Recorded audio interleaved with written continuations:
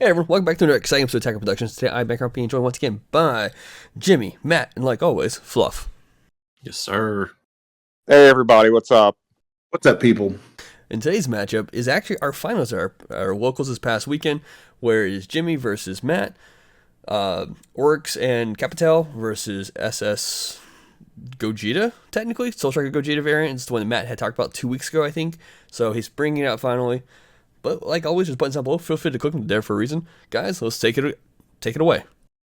Sir.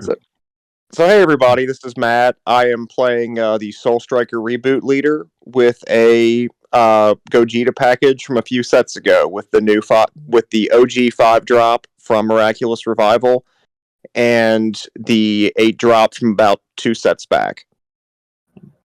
The Mega Ultra Diet Gogeta 7. Where you have to wait an entire turn to get the good effect on the card, which still scares the shit out of me every single time I see that card on a field. He's Kroger brand Gogeta 7. Yeah, It's the Globe Ultra version. But so I'm playing Dark Broly. This is obviously post Errata Dark Broly. So the once per turn on the leader on the backside for comboing off a 30k from the battle area or hand, and also the errata onto the all of your 6-drop Dark Broly battle cards. So the deck really doesn't focus as much on those anymore, even though those cards do come to play in this matchup.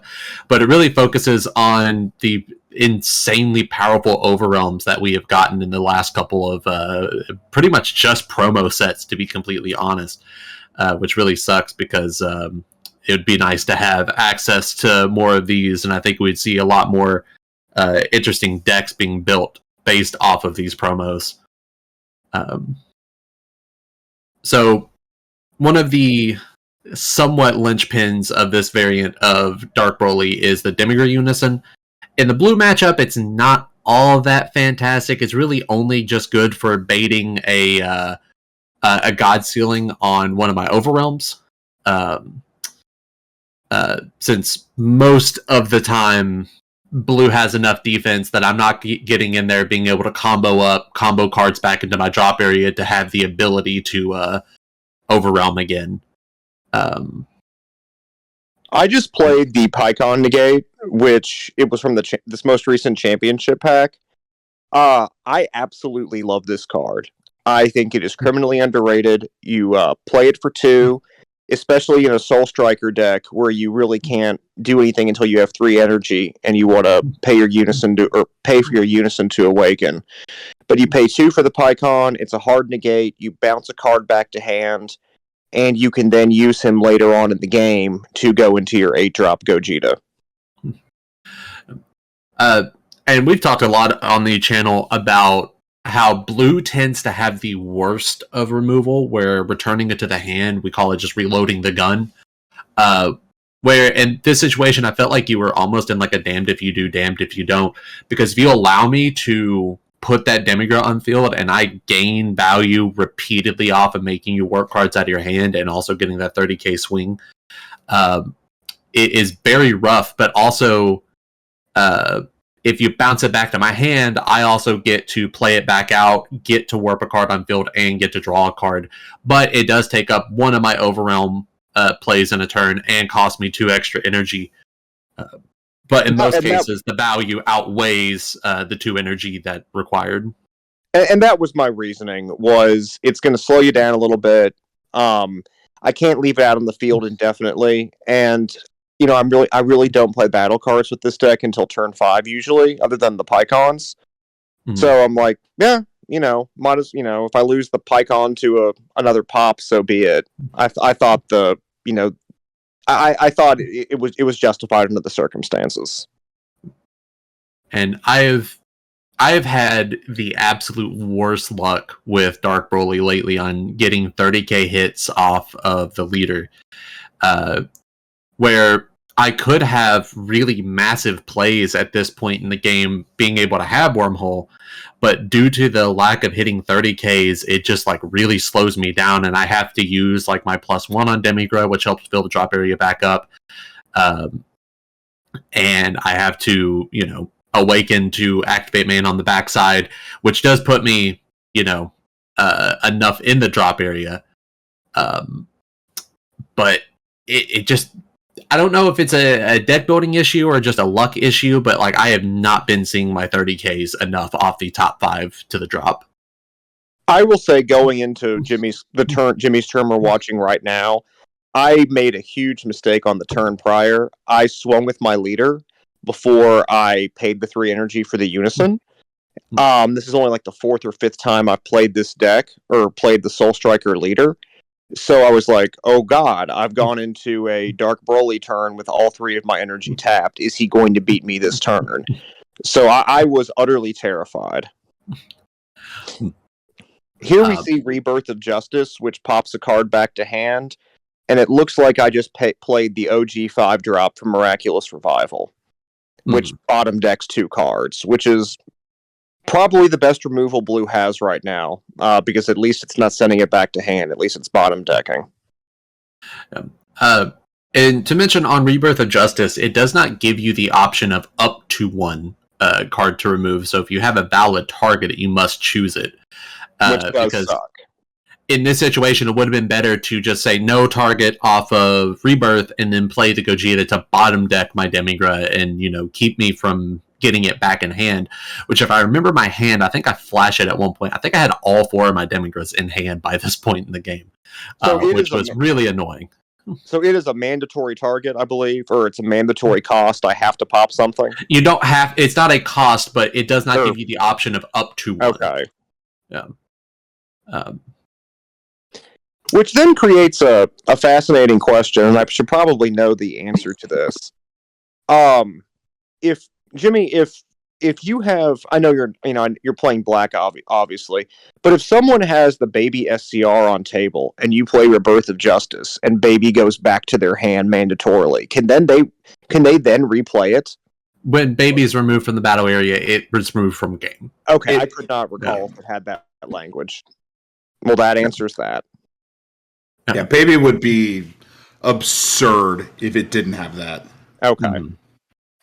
Yeah, the only way to technically recycle baby's effect if you were to God sealing it back to the hand, and then I were so it was never played. Yes. Yeah. So I pretty much like the mandatory effect at this point is removing that Gogeta, which I had many ways to do it. A majority of my cards have some form of removal. And I was more so just worried about you getting the God sealing out. But luckily, you either didn't God seal the 6-drop Broly or the Purple Boy Broly. Because I don't remember if you didn't have it at this point. I know we discussed this match afterwards. There is what I had forgotten about Window 1 versus Window 2, and we were discussing this earlier, is if you are playing a card with another card skill, you don't have to reveal. It's just if you're playing a card with the own card skill, you have to reveal. So you specifically said you paid a cost off a card you already had out, and then you said Window 1, and I just kind of looked at you blankly and said, I guess not. And then you popped Gogeta. So I had the God sealing, but I did not use it. That was important there because I wanted to board that Broly to remove the Gogeta easily, just by straight up sending it to the warp, which I also had the option of playing thwarting and swinging with it, but I would rather, get a lower cost and not have to move the cards back for Gogeta. I was trying to bait the God Sealing at this point. But if you were to call God Sealing on the 1-drop Broly play, I would have just searched out my 7-drop red Broly. I'm forgetting the name of it. I apologize. I'm just saying Broly a lot at this point. But I would have added that to my hand because he is a 5k combo. And I don't have to utilize my once per turn activate battle on the backside to be able to combo with him, since it would just be returned to my hand. Yeah, the window one, I've been playing this game for 3 years, and I'm by no means an expert. I'm probably a slightly above average player, but the window one versus window two stuff is still something, that to this day I have to refresh, constantly. And to be a high level player, which I obviously am not, you really, really have to master your counter timing windows. It feels like every time it's always when we get a new batch of players is when the window 1, window 2 rulings come up almost every single match. People are like leaning over and like showing cards to the more experienced players, like, hey, does it work like this? Am I doing this right? And it's like, no, you cannot activate a counter if they're activating battle on their leader. I'm sorry. But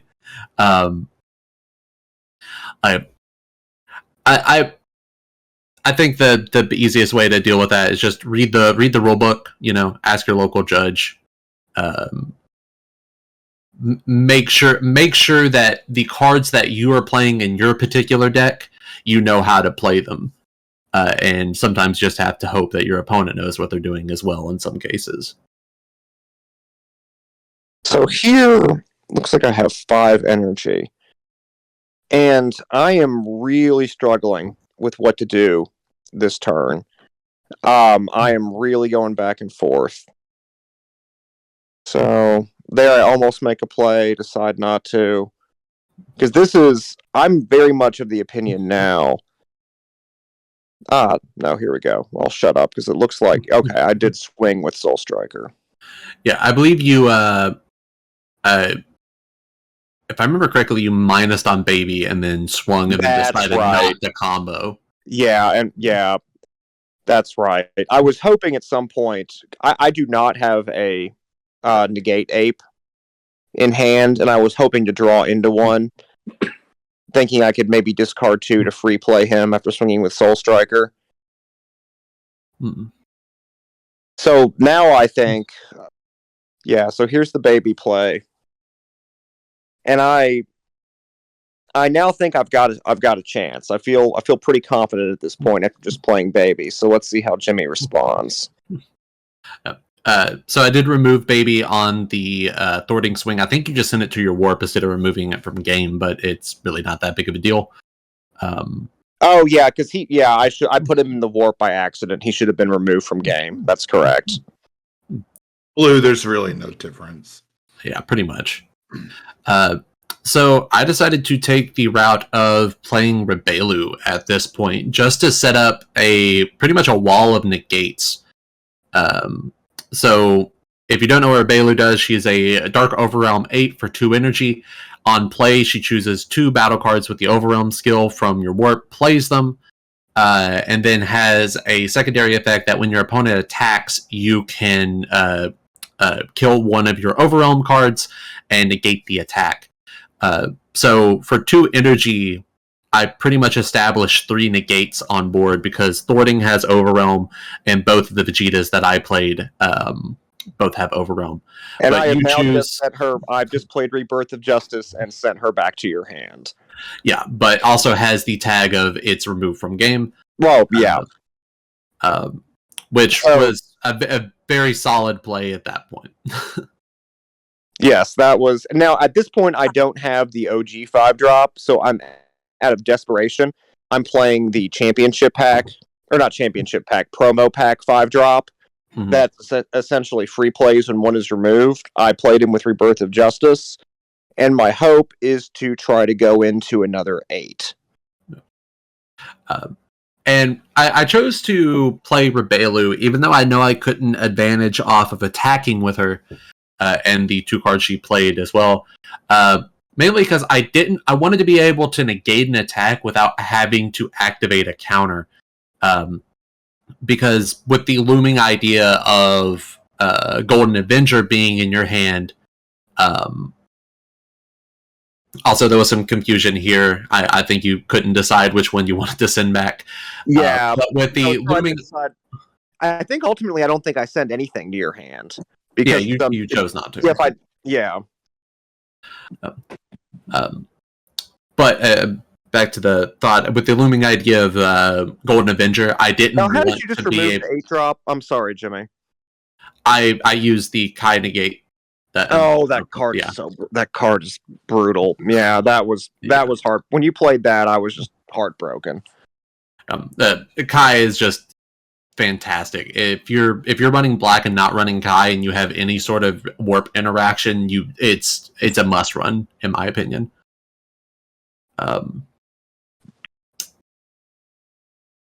And I think there was a small misplay here. I think you put the 5-drop Gogeta into your warp alongside the 8-drop. That should have went through your drop area. Yeah. But again, I don't think it really changes anything.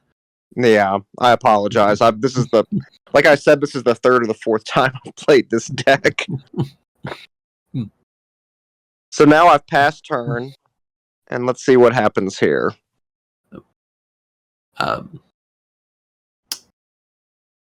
So I drop Mechagabora, and here I call 3-drop Trunks, mainly because I did not want to deal with Heroic Prospect, due to I only have 5 energy. Majority of the battle cards I have in play right now are 6-drops, and I wanted to be able to keep the hand.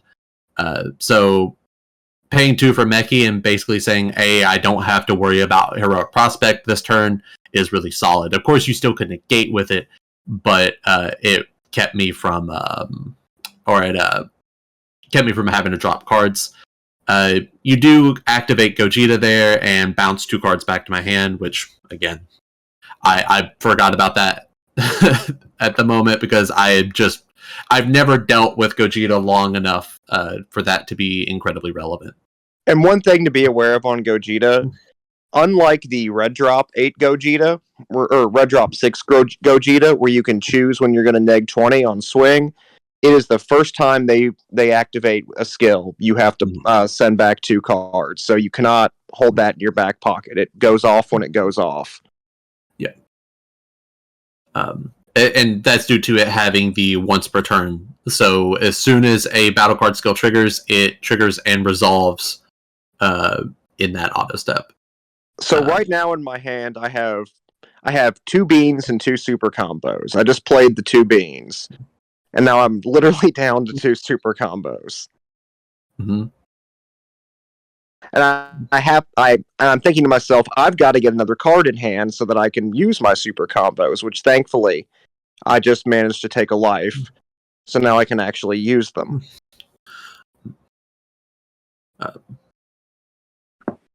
Also, Brainwashed is just a disgustingly good card.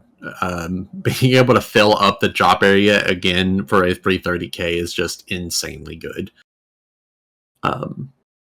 But the 2 beans, while they do help, I'm still swinging at 30 and you're at 25, so you're still having to combo at least a super combo or 2 cards out of hand every time. So I'm still feeling really good at this moment, and having the ability to rip cards. Like that Vegeta, for example, I was not thrilled because that was just combo fodder. Mm-hmm. I just had to combo off my 8-drop, which didn't do me any favors. Mm-hmm. And to talk about a moment coming up here, so I do swing with the 9k Unison just to get that card out of your hand. I believe it's on the leader swing that it happens, and I'll get to it after this point. But 29k swing gets that card out of your hand. You still have the super combo. You won't be able to draw cards off of it, but it's a flat 10k just off of that. But I choose to swing with my leader here, and I activate battle to give him +5 off of the Broly. And in my head, I'm thinking I have to send 6 30ks to my drop area to play him, when it is not that. It's I have to just send 6 black battle cards, which I have 7 with the Broly on top. And I'm like, well, shit, I just lost the game. I don't have a 30k because one of those cards is the 2-drop Mechagabora that I comboed off. By the same token, though, I don't have a hand. Yeah, so you were at 25, you had no cards to combo, I could have paid 1, played out 6-drop Broly, and the swung for game, but I just sat there and went, oh, it has to be 6 30ks. And I believe that's due to the Broly leader on both sides interacts with 30Ks only, where Demigra interacts with any card. The Goku and the energy, the Overwhelm Goku, he picks up between 3 and 7. So, like, there's a lot of numbers here that was just got really confusing, especially I played against a couple of the newer players before this event, and I was explaining to them how the deck works. So I just missed the part of only black battle cards. It doesn't have to be just 30Ks. On my end, my draws were insanely lucky. I have no hand. My draw for the turn is the 5-drop. Hardcast that, draw 2 more cards. One of those cards is the Gogeta Unison, which is a 20k dual attack card. So I essentially draw into what I need to win the game. So it was insane luck on my part, in addition to a misplay. But I'll take it by hook or by crook. With that being said, thank you all for tuning in today. Hope you enjoyed today's matchup. Keep in mind those buttons down below and on the screen while Fluff does the outro. Hey, super cool deck from both players for this match. Do keep an eye out. We are going to be releasing deck profiles for these. So just, if you want to see those, make sure you hit the notifications button. Let us know if there's anything you want to see down in the comments below. As always, read your cards, know your plays. Let us make the mistakes so that you don't have to. And as always, Fluff out.